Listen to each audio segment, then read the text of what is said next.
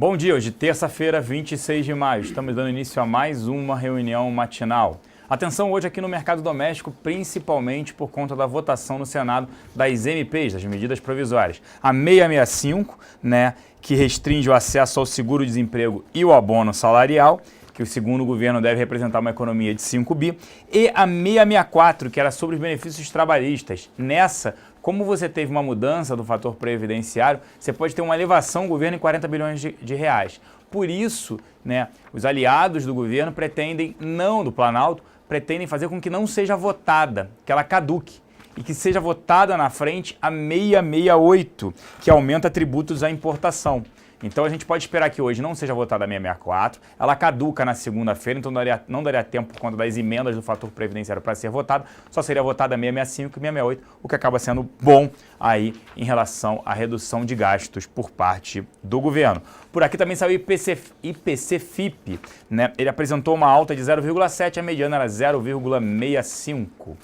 Lá fora, hoje, dia de agenda cheia nos Estados Unidos após o feriado de Memorial Day ontem, As bolsas por lá mais cedo, os futuros operavam em queda. Só que os dados nos Estados Unidos que foram divulgados agora cedo vieram melhores do que as expectativas, bem acima das expectativas, o que acabou acelerando a moeda norte-americana, que já abriu em alta por aqui, e o dólar vem fazendo aí novas máximas nos últimos 30 dias em relação ao euro. Na Europa, bolsas com sinais mistos, ainda com a preocupação por conta da Grécia não pagar a próxima parcela do FMI, dar um calote aí o governo grego. Hoje a agenda é bem cheia. Como eu falei, já saiu encomendas de bens duráveis de abril nos Estados Unidos às 9h30, que veio acima das expectativas. Agora às 10 horas tem o Índice Nacional de Preços de Moradia de março. Às 10h45 o PMI de Serviços preliminar de maio. Além dele, às 11 horas tem venda de moradias novas de abril e índice de confiança do consumidor de maio. Fora outros indicadores e alguns também Fed Richmond, o índice de atividade das empresas, às 10, 11h30. Então, assim, tem vários indicadores hoje na parte da manhã que devem influenciar aí no mercado, principalmente no mercado nos Estados Unidos e, obviamente, impactando por aqui. Na China, mais um dado negativo, mostrando desaceleração por lá, foi o número de empregos desacelerando por lá. Foi esse o dado dos últimos, olhando os últimos 4 meses, de janeiro até abril. Agora, para falar como é que está aqui nossa bolsa, o dólar também, que oscilou bastante aí nessa abertura, e as oportunidades de investimento, eu convido o Danilo Zanini. Bom dia, Danilo. Bom dia, Celso. Bom dia, XP.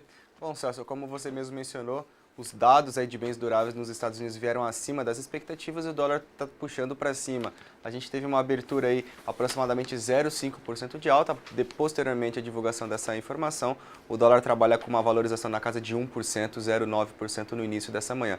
A expectativa é que ele continue com a sua movimentação ascendente e reforçando aqui para nós ficarmos expostos em papéis aí relacionados ao dólar. A gente gosta bastante tanto por fundamentos e também via gráfica, que inclusive a gente já está comprado em Suzano. Então vamos ficar atento que o mercado tende a puxar as ações vinculadas ao dólar. No último pregão, o dólar teve uma movimentação bem neutra, fechou com leve queda de 0,02%, enquanto o índice futuro teve uma valorização de 0,49%. Vale ressaltar que ontem nós tivemos um dia um pouco mais neutro e hoje a gente pode ter uma volatilidade extra. Danilo, para cima ou para baixo a bolsa? Eu acredito que a gente tem que ficar de olho, bem atentos, a agenda está recheada de informações importantes que podem movimentar. Então, cautela a expectativa do nosso mercado, a nossa tendência do Ibovespa é uma tendência de baixa, então vamos ficar cautelosos em relação a operações e ficar de olho em oportunidades de day trade, que o dia promete ser bastante volátil. Referente à posição de contratos em aberto, posicionamento dos estrangeiros, no índice ontem eles ficaram net compradores em 2.420 contratos, seguem com um saldo comprador de 90.383 contratos. Já o dólar, eles tiveram uma atuação negativa, ficaram vendedores em 7.110 contratos e seguem com um saldo comprador acumulado de 239.412 contratos. Desejo a todos uma excelente terça-feira e bons negócios. Obrigado, Danilo. O fluxo local aqui na casa ontem foi net comprador de 28 milhões de reais. Eles compraram Itaú, Ânima, Vale 5, Bradesco 4 e Elet 3. Foram vendedores de Cielo, Itaúsa, Estácio, Cirela, Semig. Nas duas pontas, Petro 4, Ezetec, Klabin 11, Marco Polo e Qualicorp 3. Já os estrangeiros, por conta do feriado, só operaram. Foi muito pouco, 400 mil reais. Compraram Embraer e venderam, e nas duas pontas, Copasa. Agora para falar do mercado de commodities, a parte toda agrícola, Caio Toledo. Bom dia, Caio. Bom dia, Celso. Bom dia, SP. Vamos lá, pessoal, fazer um giro dentro das commodities, começando com o milho. O indicador caiu, mas pouco impactou aqui o mercado, tá? Pessoal olhando muito dólar para tradear o milho, então nós vemos até que o CBOT está em um forte suporte aqui dentro, o milho não consegue força para cair. Compras, apenas day trade, pessoal. Tô vendo aqui o número 26,46 para a gente fazer alguma comprinha. Mas giro rápido, nada muito alvos longos, quero ainda observar o CBOT. Como aqui agora no mercado, para setembro, olha o CBOT está num importante suporte. Caso perca esse suporte lá em Chicago, podemos ver uma pressão no milho aqui dentro da BMF. Então, vou ficar atentos lá em Chicago para a gente pegar algum trade aqui na BMF. Por enquanto, algum day trade ali, comprar no 26,46, tentando 30 centavos de ganho. Algo apenas para o dia de hoje. Lembrando, dólar, pessoal olhando o dólar, estão tomando no mercado de milho, porque o pessoal já começa a olhar, exportação deve ir muito bem com esse dólar nesse patamar, então, pessoal bem otimista. Lembrando, nós estamos aquele call spread no milho em novembro, indo ao nosso favor por enquanto, então muito bom. Pegamos na veia esse trade a hora de montar esse call spread no milho em novembro. Ainda dá tempo de fazer esse call spread, não é o mesmo patamar, mas tem como fazer essa operação ainda de compra de um call spread de 28, 30 e meio. Falando um pouco do café, café indo opostamente ao milho, né? O dólar indo para cima está pressionando o café para baixo. Lá em Nova York tem um M no 15 minutos, então nós vendemos esse café a 159, peguei esse ponto lá em Nova York, mas acho que o downside aí do café deve ser no máximo até 151. Pode ir mais para baixo? Pode sim. Por quê, pessoal? O pessoal ainda especulando no tamanho da safra brasileira. Ontem saiu o número das exportações de café, foram boas exportações, tá? Cabe lembrar isso, então os estoques eram elevados, então o pessoal também começa a colocar isso no papel. Bom, os estoques eram elevados, a safra já era 42, 43, já estão falando em 50, então já começa algumas expectativas melhores sobre o café. Então, provavelmente teremos ainda uma pressão sobre o café na venda. Mas também há algumas pessoas especulando sobre a questão de geada, a questão de chuvas nesse junho e julho, então também ficarem de olhos numa hora de recompra desse café. Eu acho que estamos perto do fundo, mas vamos, como sempre, pessoal, pegando trade de 4, 5 pontos, nada mais do que isso, position ainda nada, porque nós estamos vendo esse café bem volátil. Ontem não teve mercado, mas hoje deve se seguir pressionado. Vamos ver se a gente pega esse trade. 155, 151 são os nossos gains. Falando por último sobre o boi gordo, ontem o indicador do boi também caiu. Muito link que a gente havia esperado, né? Estamos falando isso há muito tempo, que esse mas deveria ser um pouco mais firme a questão do El Niño, então o pessoal continuava com o passo, então continuava deixando o boi no passo, e o maio continuou nessa faixa de 146, 147, que era o que eu acreditava. Acredito que o junho deve vir um pouco mais para baixo. Acho que o volume de oferta tende a aumentar em junho, porque as chuvas estão parando, o frio aumentando, então acho que deve seguir pressionado até a faixa de 145.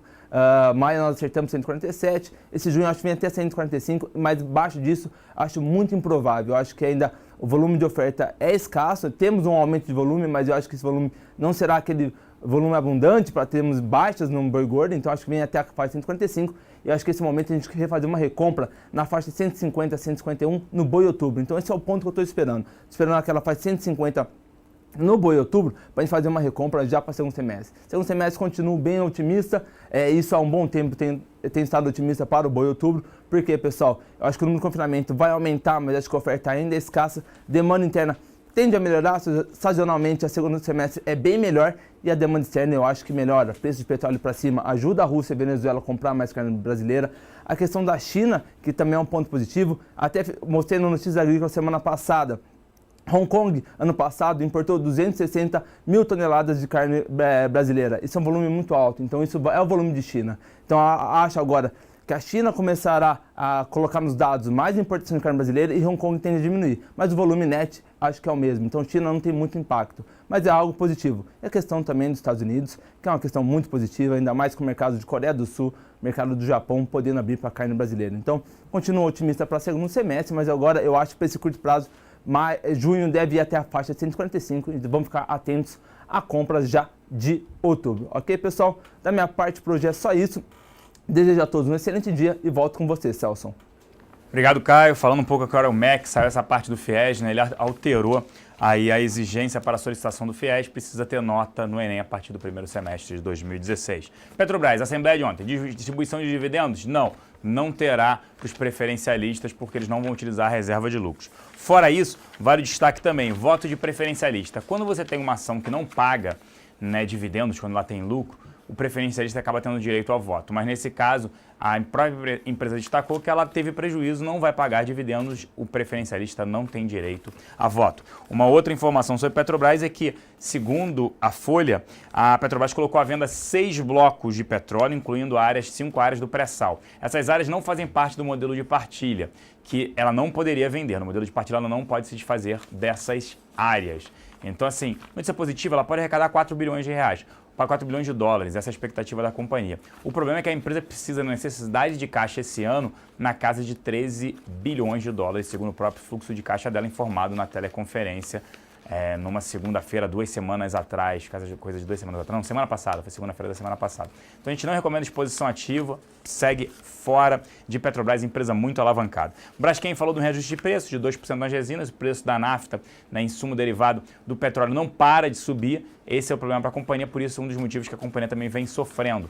Primeiro, por conta do volume mais baixo comprado no país e também por conta dos seus custos, boa parte em dólar, porque são reajustados a cada 30 dias. Demissões no varejo, né? Marisa e CA falando de demissões, aquilo que a gente vem falando da economia, desacelerando fortemente, e isso ainda deve continuar, não chegamos ainda ao fundo do poço. E CEMIG falando do guidance de EBITDA, tudo isso, praticamente estável o guidance dela de EBITDA até 2020. Impressionante isso, a companhia acaba não crescendo, não recomendamos exposição ao ativo também. E BIC Banco falando aí o banco chinês, né, o Banco de Construção da China, falando que quer reduzir o valor pago, segundo informações de jornais de que o BIC Banco teria alguns esqueletos lá, e aí eles viram isso, querem reduzir o valor pago. Destaque na mesa de BTC, Vale 5, né, depois aí de quase 12 milhões de ações de demanda, voltaram um pouco, o mercado teve um retorno de 3 milhões de ações.